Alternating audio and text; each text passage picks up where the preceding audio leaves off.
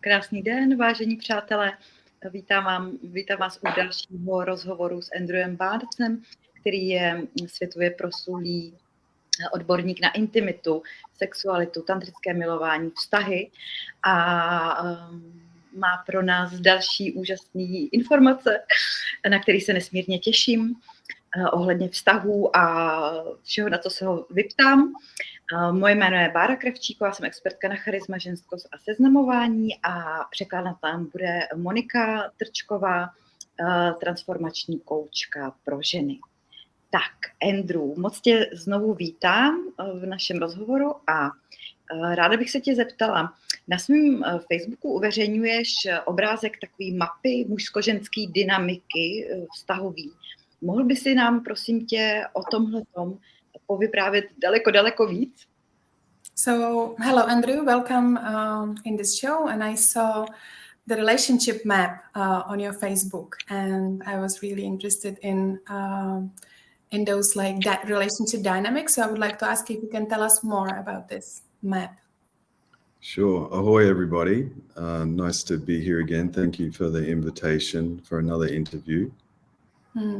Všechny vás tady vítám, děkuji za znovu pozvání na tenhle rozhovor. The relationship map, I started developing that many years ago, and a lot of people assume when they first see it that it's about men and women and their relationships with each other. Já jsem tuhle mapu už vytvořil hodně dávno a když se na to lidi podívají, tak si myslí, že je to o vztahu muže a ženy ve vztahu.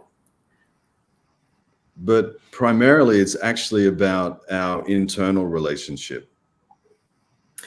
Ale vlastně ve skutečnosti je to hlavně o našich vnitřních vztazích uvnitř nás.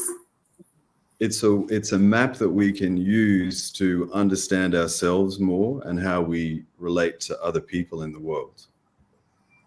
Je to mapa, která nám ukazuje, jak my se vztahujeme k tomu externímu světu, a je to mapa, která nám pomáhá porozumět nám samým na mnohem hlubší úrovni.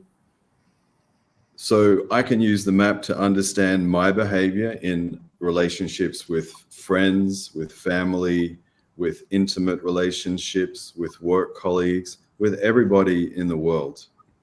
Tato mapa mi může pomoct porozumět tomu, jak já se vztahuju ke svému intimnímu partnerovi, k přátelům, k někomu třeba na pracovišti, ke svým kolegům, prostě ke komukoliv na tomhle světě. So one of the other things that people often assume is that because the main themes in the map are the feminine and masculine, they assume that it's about men and women.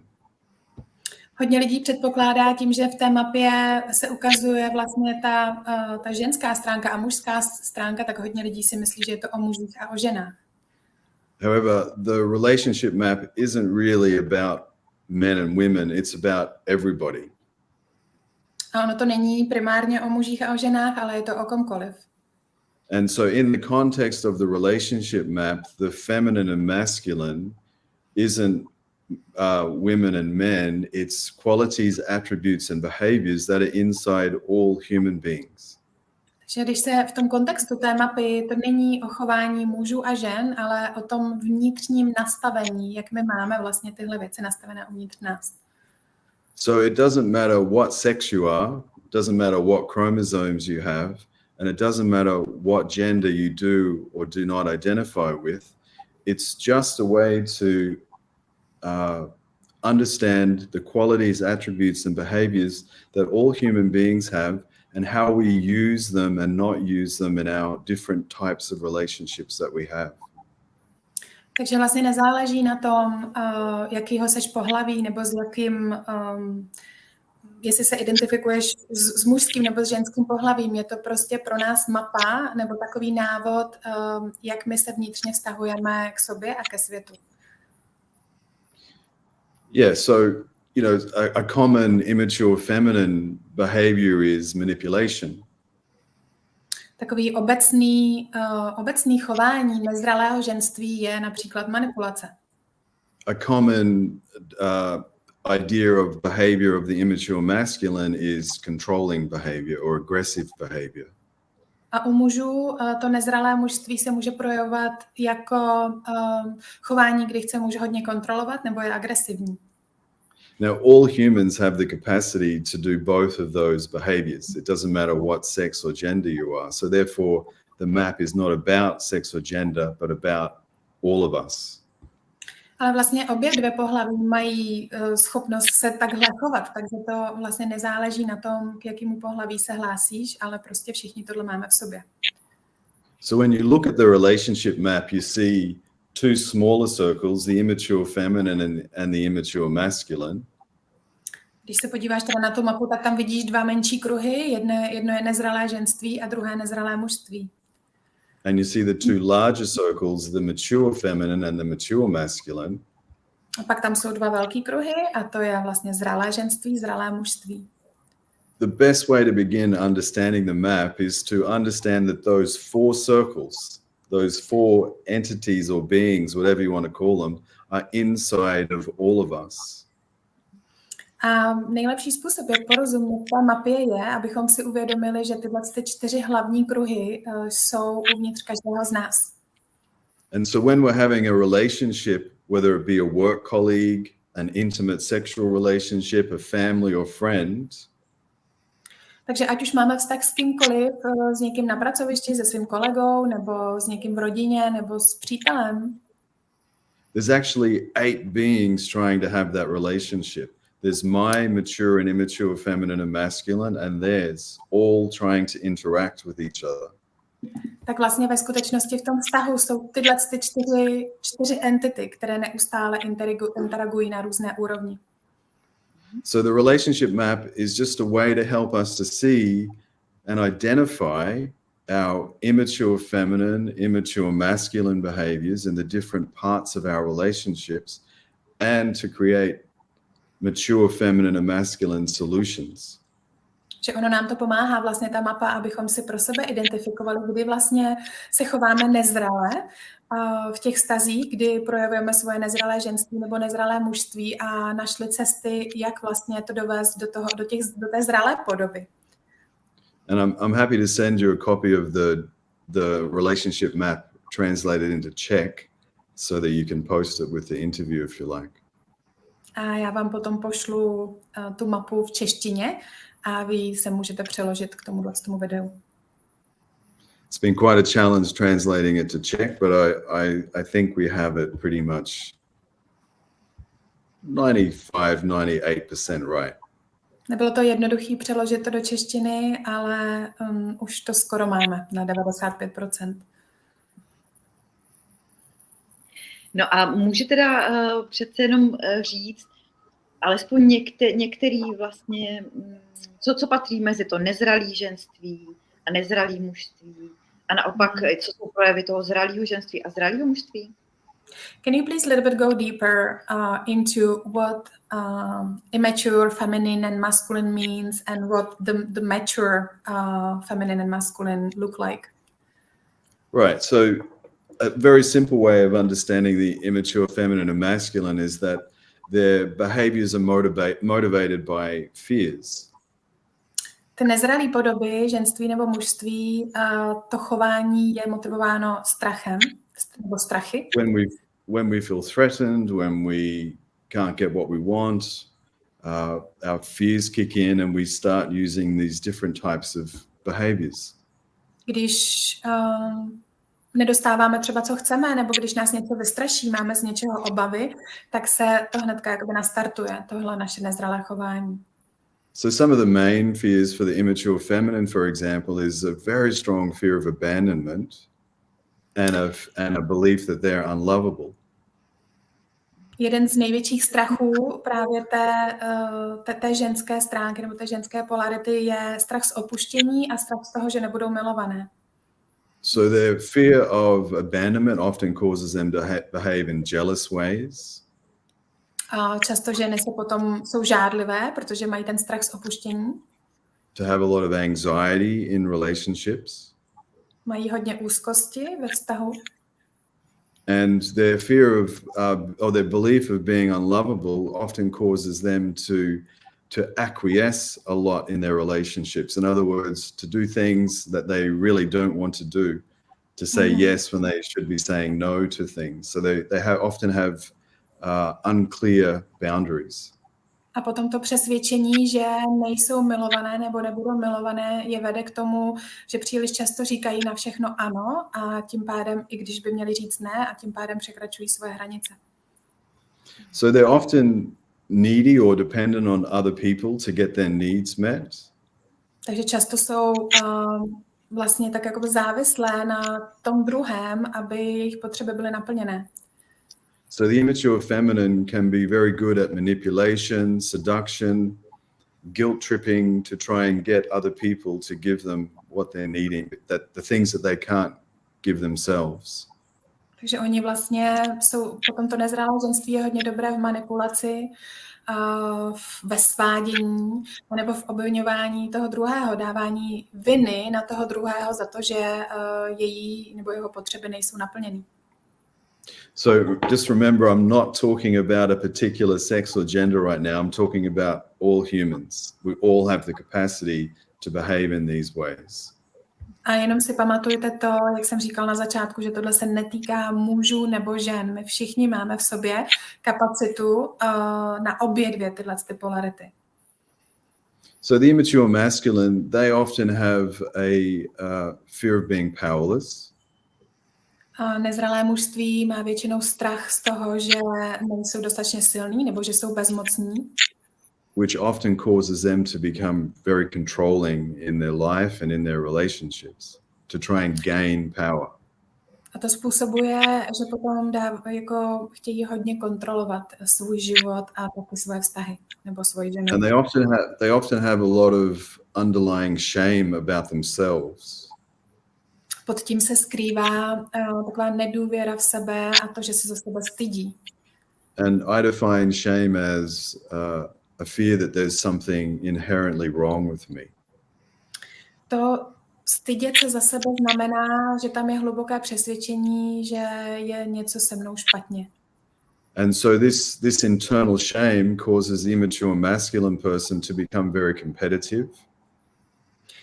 A vlastně tohleto chování nebo to přesvědčení, že je s nimi něco špatně, je vede do takové soutěživosti, hodně soutěží. The shame of not being good enough causes them to try and be better than outside of themselves. Zároveň tím, že nevěří, že jsou dost dobří, tak se snaží to pořád dokázat někde v tom vnějším světě a být lepší a lepší. They also have a common behavior of being overly responsible for other people. Zároveň mají také chování, které způsobuje velkou zodpovědnost, že si myslí, že mají velkou zodpovědnost za ostatní lidi. And they don't trust life, so they take control in situations. A protože nevěří životu, tak ten život kontrolují. And so part of that being overly responsible, they often overly provide, they often overly give in their relationships. A tím, že přebírají tu zodpovědnost za všechny a všechno ostatní, tak potom mají jakoby přehnanou motivaci poskytovat ostatním všechno a starat se o ostatní. Now there's two benefits that they can get from overly providing and being overly responsible. Můžou z toho získat dvě výhody, z toho, že se jako přehnaně starají a mají přehnanou zodpovědnost za ostatní. Which is other people become dependent on them, so they have control over them. Jedna výhoda je, že na nich ostatní budou závislí a tím pádem oni mají nad nimi kontrolu. And the other benefit is that they get validation from giving, they get love in return. They get appreciated in return. Druhý benefit je to, že jsou za to jakoby uznáni a dostávají za to lásku nazpátek. Now, eventually the immature masculine person starts feeling overwhelmed by giving, providing, because it's not healthy to do that all the time. Ale potom se to nezralé mužství vyčerpá z toho, jak pořád dává a dává, protože to není zdravé.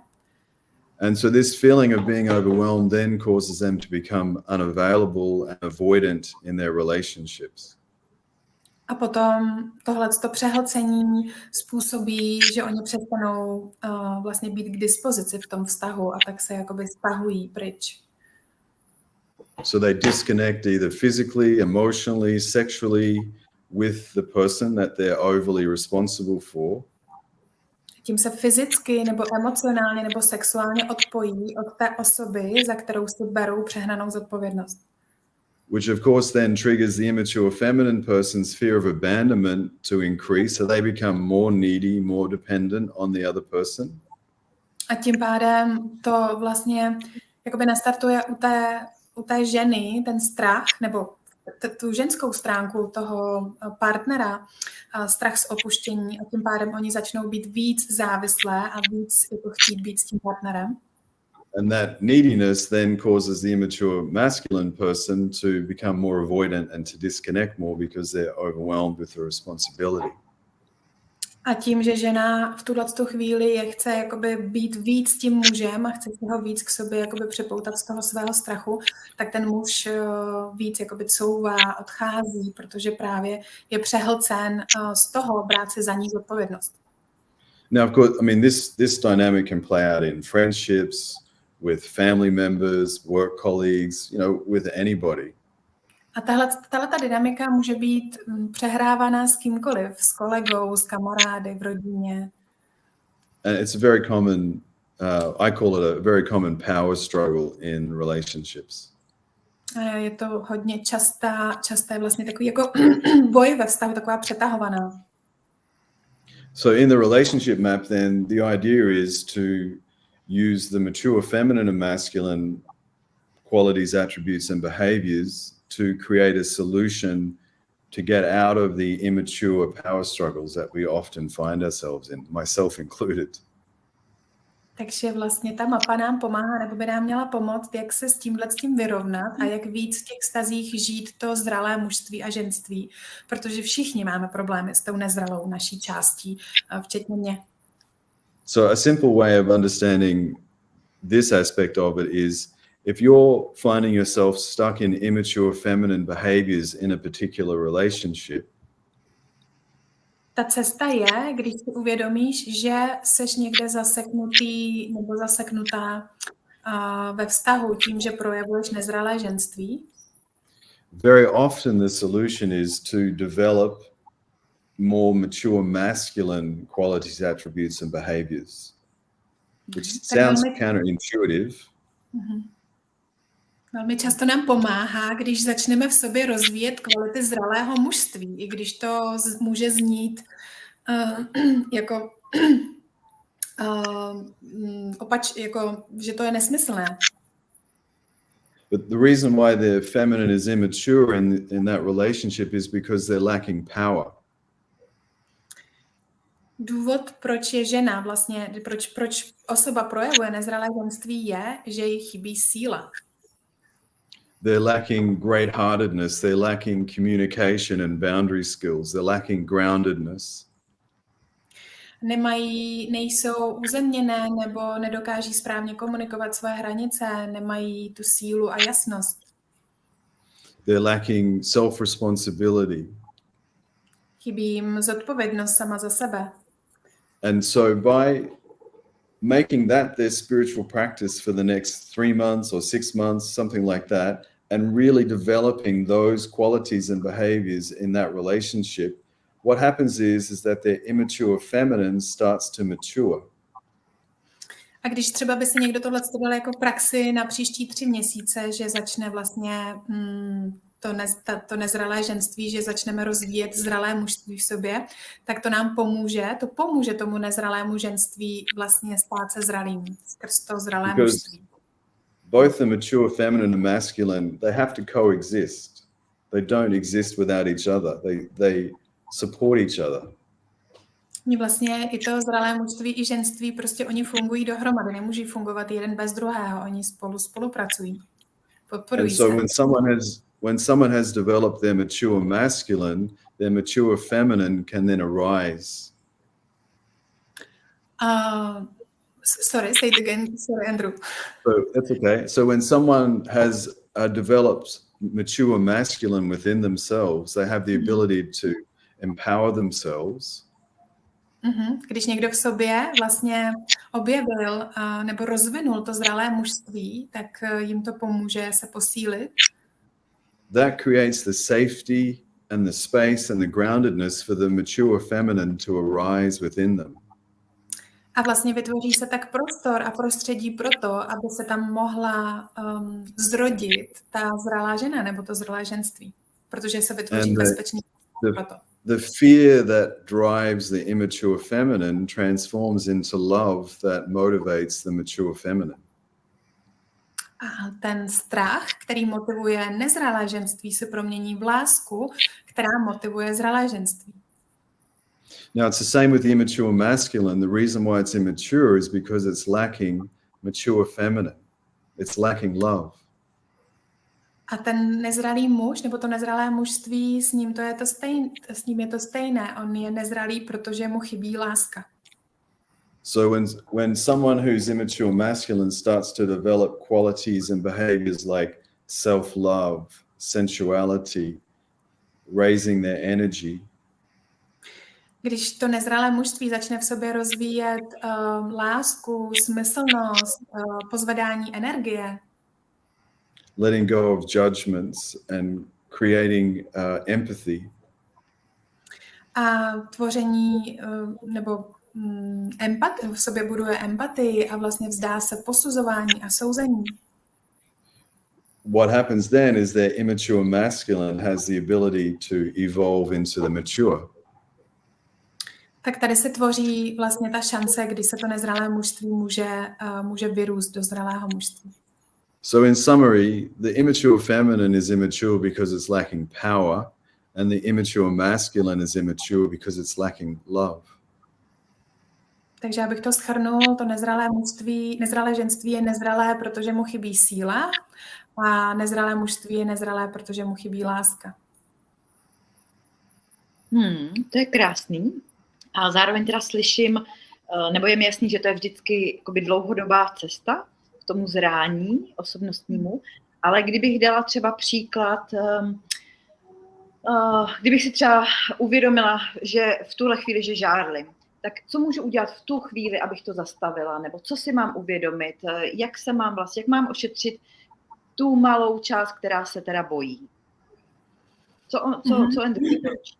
So as you are describing it, it seems or looks like quite a process or longer journey to mature ourselves in both polarities. But concretely, like for example, when I am, if you can advise us, when I am jealous about my partner, what I'm supposed to do or what I could do with my internal parts, with my inner parts to avoid it or to get rid of this jealousy. Yeah, so the relationship map defines jealousy as a fear of losing something that we have. V té mapě je definovaná žárlivost jako ztráta něčeho, co máme, co je naše. Which is slightly different to the immature masculine, which has a lot of envy, and envy means a fear of not getting something that we want. A je to trošičku něco jiného než u toho nezralého mužství, kde to nazýváme závist a závist je, že nemáme něco, co chceme. So if someone is experiencing a lot of immature feminine jealousy, takže pokud někdo v sobě zažívá tu žárlivost z té úrovně nezralého ženství, it can be beneficial to explore what's causing that fear of losing something that you have. Tak je dobré se podívat, co způsobuje ten strach, že můžeš ztratit něco, co je tvoje. Now, you might have chosen a relationship with someone who isn't respecting the relationship boundaries, and so the fear is a realistic one that this person isn't staying in the integrity of the relationship agreements. Například třeba jsi ve vztahu s někým, kdo nerespektuje hranice ve vztahu a tím pádem je tam opravdová hrozba toho, že ten partner není v integritě a nerespektuje ty dohody ve vztahu. But it also might be this fear of being unlovable and this fear of abandonment that has been with that person much longer than they've even known the person that they're in a relationship with. Ale zároveň to může mít něco společného právě s tím přesvědčením nejsem dost milovaná, anebo s tím strachem budu opuštěná, který už tam byl mnohem dřív, než jsme vstoupili do vztahu s tou osobou. And so in a relationship map coaching session, what we can do is explore, is this fear a real fear, or is it an illusionary fear that's coming from your past experiences? A v tom coachingu, který já dělám, který se týká této mapy, my můžeme prozkoumat, jestli ten strach, který já mám, je reálný a opravdu vlastně jsou k němu podněty teďka v tom současném vztahu, anebo jestli je to nějaký dávný strach, který já se sebou nesmím. An immature feminine person can be with someone who is actually in the relationship integrity, but still feel jealous of them. Protože to nezralé ženství může být klidně ve vztahu s někým, kdo má tu integritu a kdo nespůsobuje jako podněty k té žárlivosti, ale stejně se ta osoba, to nezralé ženství, stejně může žárlit. Because of their unresolved abandonment pain, their fear of being unlovable, etc. Protože tam jsou nějaké nedořešené strachy z minulosti ohledně opuštění anebo to přesvědčení nejsem milovaná. So then that becomes very important for that person to start to explore how can they develop healthy self-esteem within themselves? How can they start to create a belief of I am lovable within themselves? Takže v tuhletu chvíli je potom dobrá cesta, jak můžu rozvinout v sobě dobré sebevědomí a sebehodnotu a jak můžu sama sebe víc milovat nebo sám sebe. And that can definitely be a journey. I like to call it a spiritual practice for a period of time. A to je opravdu proces, může to být delší cesta. Já to nazývám spirituální praxe na nějaké určité období. So once we discover what the problem is and what the potential solution is, then that person can go, okay, for the next 3 months or the next 6 months or the next 1 year in this relationship, I'm going to focus on developing my healthy self-esteem so that I can let go of my unhealthy jealousy behavior that's coming from illusionary fears. It's not justified. Takže pokud jsme identifikovali ty naše strachy a víme, proč se nám to děje, tak si můžeme říct, dobře, tak teďka na další 3 měsíce nebo půl roku nebo rok já budu praktikovat, vlastně budu rozvíjet v sobě sebelásku a sebehodnotu a všechny tyhle věci, které mi pomáhají rozpustit ten strach, který způsobuje žárlivost. And of course, I'm speaking very generally, and everyone's situation is very unique. Tohle je obecný, o čem já mluvím. Samozřejmě každého situace je unikátní nebo jedinečná. And some people may have a lot of unresolved trauma, and they might need to go and get support from a qualified trauma therapist, not come to a relationship map coach, or not go to a tantra course. They need really specific support by a qualified trauma therapist or a medical practitioner like a psychologist or a psychotherapist, someone who's trained to deal with trauma. A taky někteří lidé můžou mít opravdu trauma, to znamená vlastně zranění na hlubší úrovni a tam už potom je lepší, když si vlastně dojdou k nějakému specializovanému odborníkovi jako psychoterapeutovi nebo psychoterapeutovi spíš než třeba ke vztahovému kouči nebo na nějaký tantra workshop. No, takže tohle je úplně super úžasný téma, o kterém bych se chtěla bavit ještě další hodiny. Nicméně musíme trošku pokročit. This is a great topic which I would be exploring. I could be exploring 1 more hour, but we need to go a little further. So yeah, it's really fascinating. I love this entire topic. I'm constantly fascinated by it. Yeah. Je to fascinující, že jo, tohleto téma. Já to taky miluju, tohle téma, a neustále mě to fascinuje i po těch letech, co s tím pracuju. Takže počkáme si na ten překlad v češtině a vlastně příště se na to můžeme zase podívat kousek dál, když bude Andrew souhlasit. So we will wait until it's translated into Czech, and then maybe in the next interview, if you would like to come again, we can explore it a little further. Sure, happy to. Ano, moc rád. Skvělý. Ale a když teda se bavíme o těch nezralých částech nás a mluvíme o tom, že jsou motivovaní vlastně strachem, tak Minule Andrew vlastně mluvil o nízkém sexuálním sebevědomí. To znamená, že všechny tyhle ty strachy se odrážejí i právě na tom sexuálním sebevědomí. So when we are talking about these immature parts in us, which are connected to the fear, last time you were talking about the low sexual self-esteem. Is it somehow connected, these fears, with the low sexual self-esteem? Absolutely. So in the context of the relationship map, the immature feminine uses sex to get power or love in their relationships. V rámci té mapy, určitě je to propojené, rozhodně. V rámci té mapy to nezralé ženství používá sex k dosažení moci. Sorry, you said power, moci a nebo love. Oh, love, yes. Mm-hmm. So the immature masculine uses sex to release stress, or they disconnect sexually as a way to protect themselves or to have control over other people. A nezralé mužství používá sex k tomu, aby něco ze sebe uvolnili, anebo aby se úplně, jakoby, nebo se úplně odpojí a tím získávají kontrolu nad tím druhým.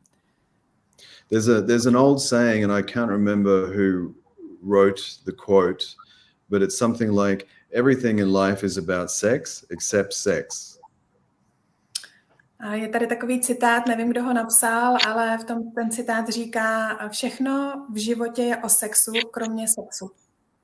Now, I don't think that's entirely true, but I think it's very relevant when we're talking about immature feminine and masculine behavior in regards to our sexuality, because there's a lot of power games and a lot of low sexual self-esteem involved in immature feminine and masculine sexual behavior.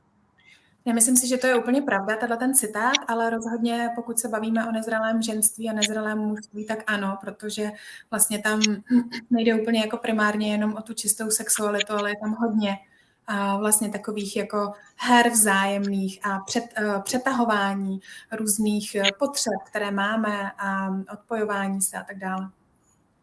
And in the mature feminine, we use our sexuality for intimacy, for love and for bonding and for health. Potom v tom zralém ženství my používáme tu sexualitu pro lásku, upevnění pocitu té lásky a upevnění si vztahu s tím druhým a taky pro zdraví, pro vitalitu.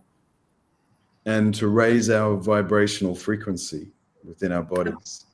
Abychom pozvedli vibraci našeho těla.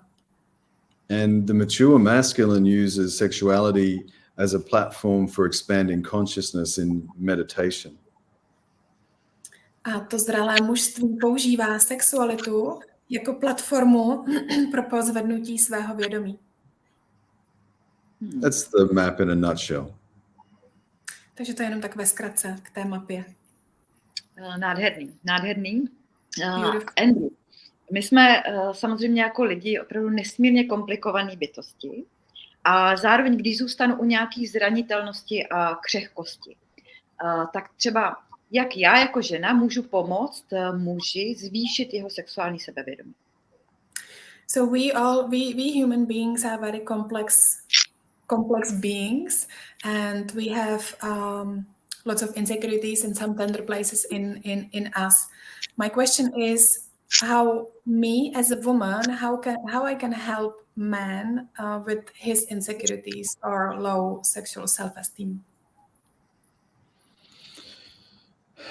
So very often what I'll explore with the man first is what's his problem. Okay, so what behaviors is he having that is a symptom of his low sexual self-esteem? So could you give me an example of a problem that a male might have? Nejdřív bych prozkoumal, jaký má ten muž opravdu problém, nějaký problém, který se vztahuje vlastně k tomu jeho sexuálnímu chování. Napadá tě nějaký problém, který bys mohla říct?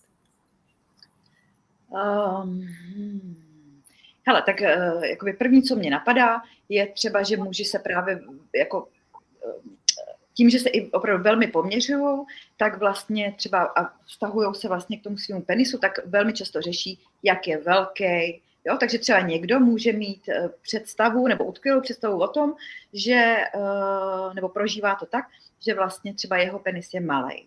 Jo? Tak co já jako žena vlastně můžu udělat v tom, abych ho podpořila v tom, že třeba já si to nemyslím, nebo jo, jakým způsobem vlastně třeba s takovouhle situací konkrétní pracovat?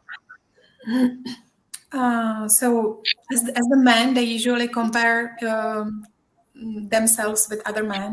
So usually they could have a perception that their penis is not big enough. Maybe it's not entirely true, but it's their perception. And they suffer with that. So in their performance, in their sexual performance. So how can I, me as a woman, how can I support him in this when, for example, I don't think that his penis is small? Right. So in the relationship map, that would mean that he is in his immature masculine with regards to that. Když se vztáhneme zase k té mapě, tak v tomto konkrétním případě by znamenalo, že on je ve svém nezralém mužství.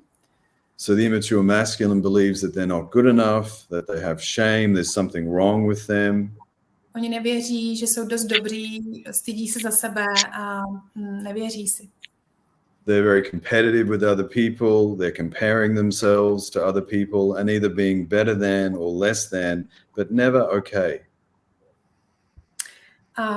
Soutěží s ostatními a porovnávají se s ostatními a buď to se vnímají jako horší než ostatní nebo jako lepší než ostatní, ale nikdy se nevnímají sami sebe jako, že jsou v pořádku. Yeah. So it's very important that he starts addressing this underlying self-shame, this I'm not good enough as I am. Takže je důležité, aby on se začal dívat na to, že se sám za sebe stydí. To vlastně někde běží. By developing more mature feminine behaviors.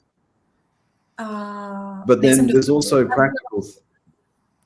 also practical things like you said he's comparing himself to other men.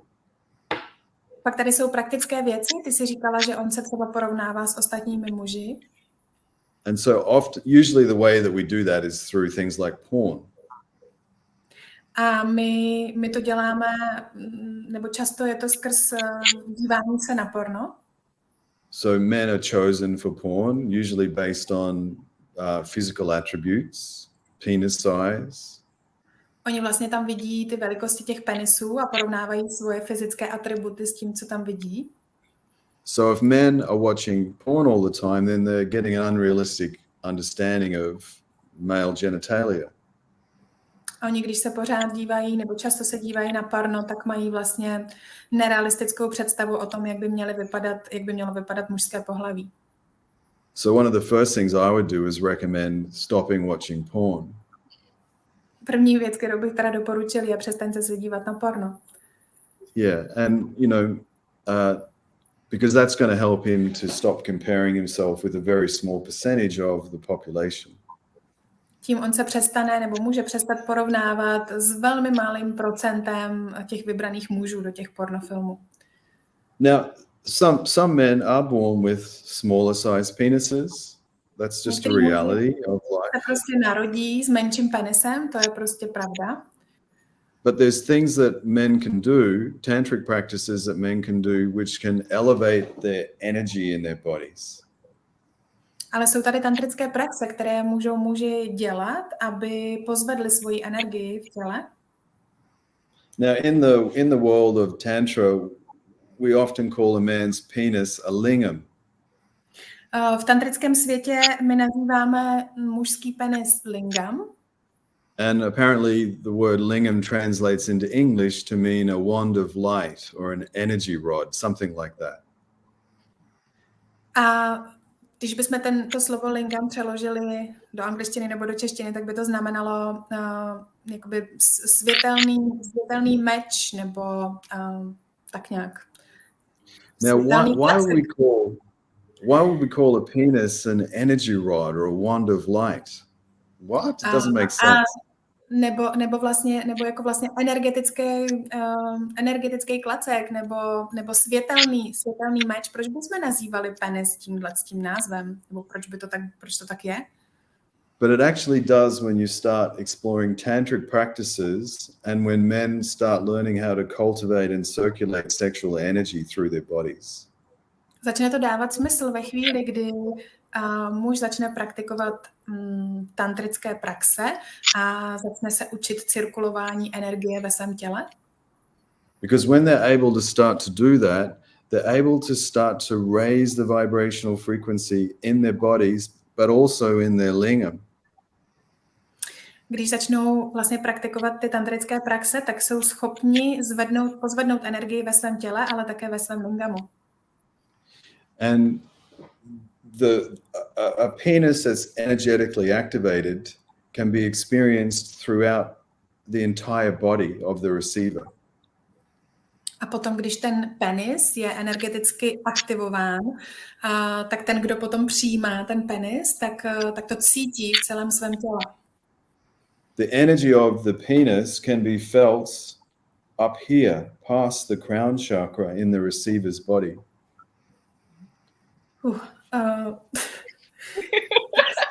Is it getting hot in here? Sorry. Yes.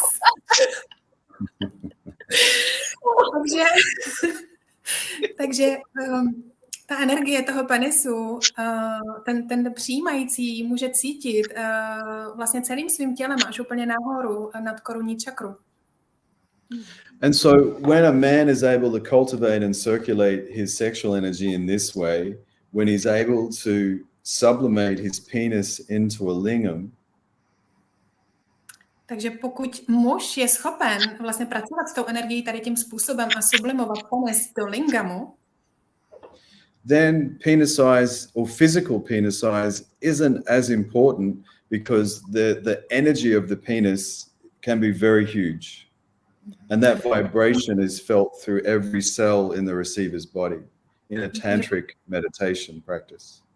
Potom vlastně ta velikost toho penisu na tom už tolik nezáleží, protože on se vlastně jako energeticky zvětší a ta přijímající nebo ten přijímající může potom cítit energii toho světelného meče nebo toho lingamu v celém svém těle až úplně nahoru do korunní čakry a výš. So that's definitely something that I recommend is very beneficial for men, is to keep this very practical, really learn how to heal the heart and to self-accept themselves or who they are in this body that we've all been born into. We didn't really have a choice. Takže to bych opravdu doporučil mužům, aby kultivovali v sobě lásku a vlastní přijetí toho, jakými jsou v těch svých tělech, v takových, jaký jsou, protože my prostě nemáme na výběr si vybrat jiné tělo. But I definitely think learning how to cultivate and circulate sexual energy in the ways that I'm talking about for men is a really great way for them to develop their sexual self-esteem.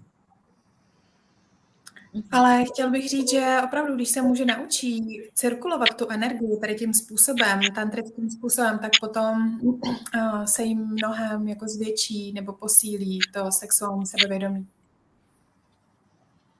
A Andrew, když mluvíš o té cirkulaci energie, je to něco, co můžeme udělat nějakou třeba mikroukázku třeba příště, protože minule jsme se bavili, respektive si přislíbil jako meditaci vlastně pro ženy, tak můžeme tou projít dnes a příště třeba udělat opravdu jako mikroukázku té cirkulace, je to možný? A nebo je potřeba vlastně opravdu jít za tebou a samozřejmě ponořit se víc do toho tématu, to jako chápu, ale to pak ještě budu chtít připomenout, kdy vlastně tě můžou lidi se s tebou potkat přímo v Čechách tady. So the question is, I think the question is that last time you promised to do the meditation this time for women. Is it possible that maybe when we again like meet on this interview for the next time to show the men how to do this microcirculation or circulation of the energy, or is it something they need to kind of like be prepared for or come to visit you for the individual session? Look, I think for men to learn how to cultivate and circulate their sexual energy, it's a little bit different to this type of meditation. And I think that would be better done like either on a retreat or in a one-on-one session. There's a little bit more involved in that. U těch mužů vlastně naučit se cirkulovat tu energii tady tím způsobem je to trošičku jiný, než tady ta meditace pro ženy, kterou budeme dělat, takže já bych doporučil spíš s tím jít na nějaký jakoby retreat anebo na individuální sezení, kde se to můžou naučit. But I can definitely explain some practices that they can do at home, you know, by themselves as a way to begin to start to cultivate and circulate their energy in the ways that I'm talking about. Ale můžu naznačit nebo jako můžu trošičku popsat příště nějaké techniky, které můžou dělat doma, aby vlastně s tou praxí mohli začít. Fantastické. To bude určitě jako velmi nápomocný. Yes, it would be very helpful. Skvělý. Tak se vrhnout se do meditace. Let's dive deep into the meditation. Right, so yeah, we talked about doing a meditation last time, which is really beneficial to calm down our nervous system. And it just takes a few minutes, and this can be a great meditation to start your day. Je to meditace na to, jak uklidnit svůj nervový systém a trvá jenom pár minut a můžete s touhle meditací začínat svůj den. It can be a great meditation for couples to do before they're about to have an important conversation. Taky to může být skvělá praxe pro pár, když jsou třeba před nějakou důležitým rozhovorem, tak se vlastně sklidnit v téhle meditaci.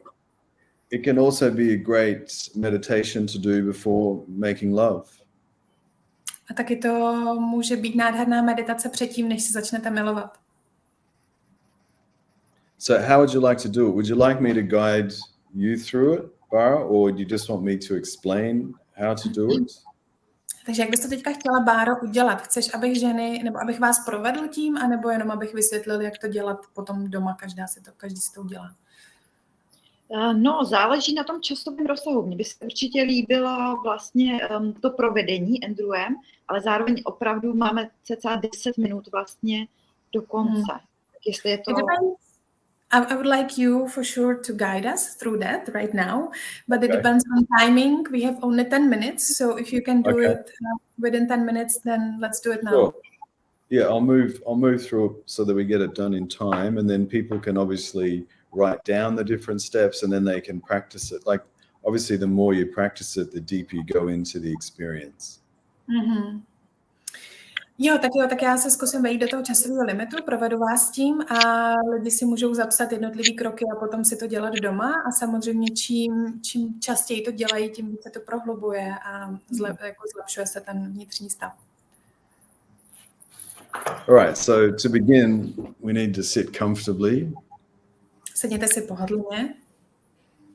And just noticing if there's any tension in your neck or your jaw, your face, your shoulders, your belly. Vnímej, jestli cítíš nějaké napětí ve své tváři, ve svých čelistech, ramenech, ve svém bříšku.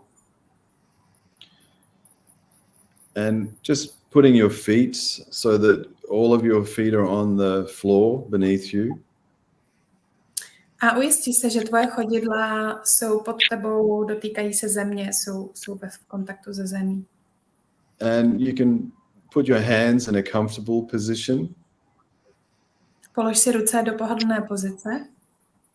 And then closing your eyes and just noticing your natural breath. Nothing to do right now, just noticing. Zavři si oči. Several natural breaths and being aware. Zavři si oči a začni pozorovat svůj dech. A jenom se párkrát nadechni a vydechni a pozoruj ten nádech a výdech. And without putting too much importance on it, just allowing your belly to gently expand on your in-breath and gently go back towards your spine on the out-breath. Teď se začni soustředovat na bříško, aniž bys tomu dával nebo dávala nějakou významnost nebo důležitost. Vnímej, jak to bříško se při výdechu táhne k páteři a při nádechu nafoukne. And just with each out breath, just relaxing your body even more. S každým výdechem uvolňuješ svoje tělo víc a víc.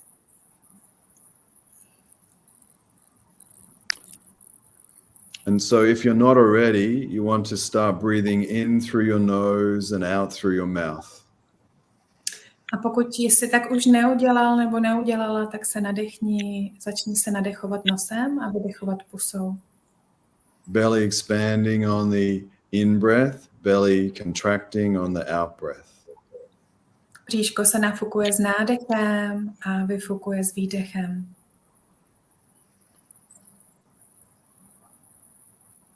And we'll take a few deep breaths like that. Párkrát se takhle zhluboka nadechni a vydechni.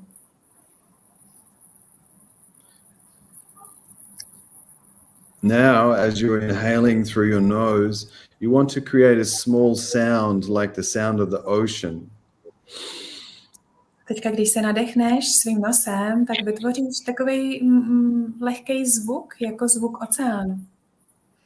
So you want to feel it in the back of your nostrils and make that sound. Aby si cítil ten vzduch u kořene tvého nosu, tak uděláš tenhle zvuk. And noticing your body as you're breathing with that sound. Vnímej, co se děje s tvým tělem, když nadechuješ s tímto zvukem.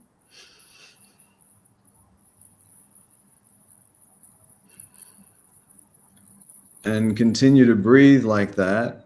And now on your out breaths, you want to give a ha sound. A takhle se nadechuj a potom při výdechu řekneš zvuk ha. Like you're blowing on a glass and misting up the glass.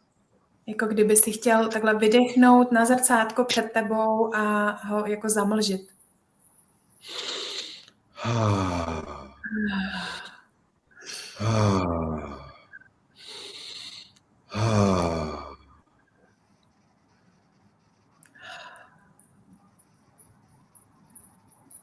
So breathing like this in a relaxed state helps to relax and stimulate the vagus nerve. Když takhle dýcháš a jsi úplně uvolněný, tak to pomáhá stimulovat vagus nerv, centrální nerv.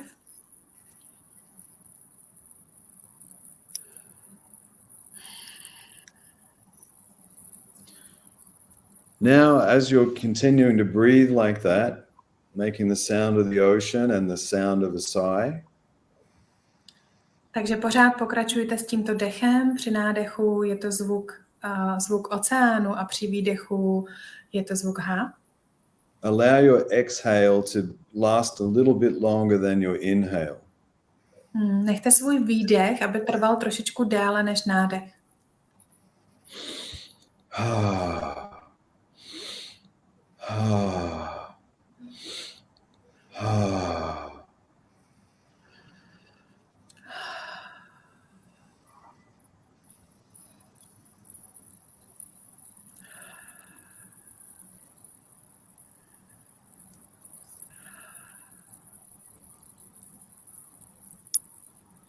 And now keep breathing like that, but at the top of your inhale, you want to hold your breath for 2 to 3 seconds and then exhale with a sound. Takže pořád pokračujte v tomhletom dechu, ale změna je ta, že když se nadechnete, tak zadržíte dech na 2 až 3 sekundy. Zase vydechnete s tím zvukem ha.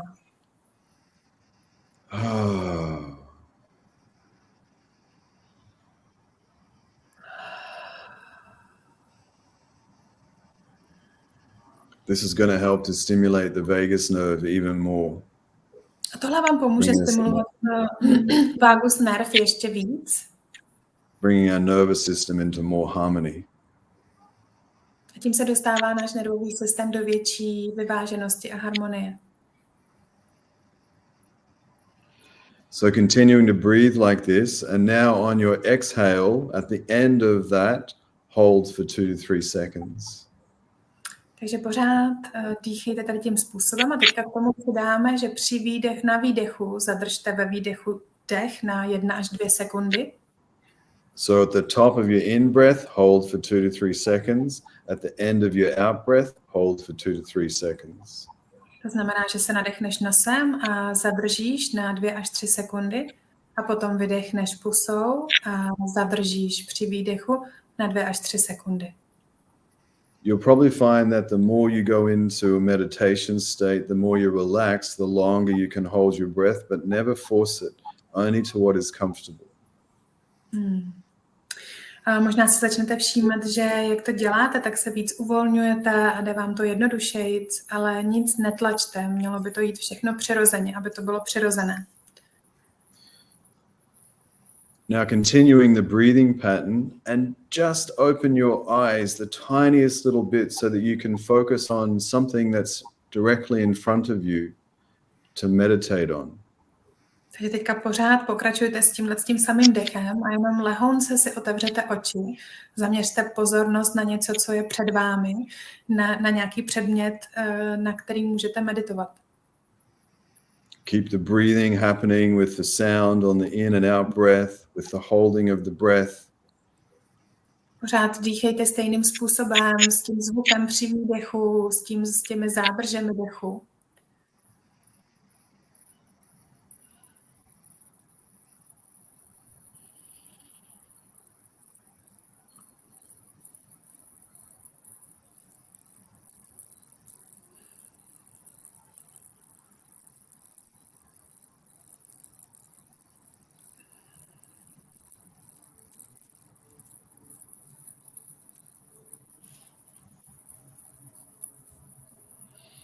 And now letting your breathing come back to normal, closing your eyes. Navrátit ke svému normálnímu dechu, zavřete si oči. This gives you the opportunity for your vagus nerve, for your nervous system to recalibrate itself. Tohle vám pomůže rekalibrovat váš nervový systém a vagus nerv. And while you're just sitting there, notice if there's any changes internally or externally with your body. Vnímejte, jestli se ve vašem těle něco změnilo, buď to ve vnitřním světě nebo venku, ve vnějším světě. Is there any relaxation? Is there a higher vibration in your body? Třeba cítíte větší uvolnění nebo větší vibraci. And we're going to gently open our eyes and become aware of our surroundings. Pak si pomaličku otevřete oči a začněte si všímat svého okolí.